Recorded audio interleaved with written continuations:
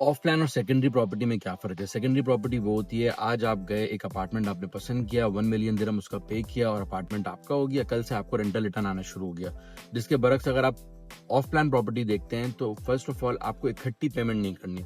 आपको payment plan मिलता है इंस्टॉलमेंट्स का, जिसमें दो किस्म के पेमेंट प्लान होते हैं। एक आपके लिए मोर्टगेज वालों के लिए बड़ा अच्छा होता है, जिसमें 20-30% आप देते हैं डाउन पेमेंट या ड्यूरिंग कंस्ट्रक्शन, रिमेनिंग 70%, 60%, 80% आप देते हैं कंप्लीशन में, बीच में कोई इंस्टॉलमेंट नहीं है। तो ये मोर्टगेज बायर्स के लिए बहुत अच्छा है। दूसरा पेमेंट प्लान होता है जिसमें 10%, 20% डाउन पेमेंट देते हैं, मंथली आपकी एज लो एज 1% भी होता है कि उसके बाद 1% मंथली देना शुरू कर दें, क्वार्टरली 4-5% देना शुरू कर दें, डिपेंड करता है प्रोजेक्ट टू प्रोजेक्ट। जितना प्रोजेक्ट जल्दी हैंड ओवर होने वाला होगा, कंप्लीशन से करीब होगा, लेट से 2 महीने में हैंड ओवर है, 6 महीने में हैंड ओवर है, उसका पेमेंट प्लान कम फ्लेक्सिबल होगा। जिसका हैंड ओवर आगे है 2 साल बाद, 4 साल बाद, उसका पेमेंट प्लान ज्यादा फ्लेक्सिबल मिलता है यूजली। अब इसके अंदर रेडी प्रॉपर्टी वाले को रेंटल रिटर्न फौरी आना शुरू हो जाता है, लेकिन ऑफ प्लान वाले को रेंटल नहीं आता। उसको क्या एडवांटेज होता है कि आज जो प्रॉपर्टी आप अगर रेडी 1 मिलियन की ले रहे हैं, अगर जिसने वो ऑफ प्लान में ली थी प्रॉपर्टी अंडर कंस्ट्रक्शन के टाइम पे, उस टाइम वो 8 लाख 8.5 लाख दिरहम की प्रॉपर्टी बिकी थी।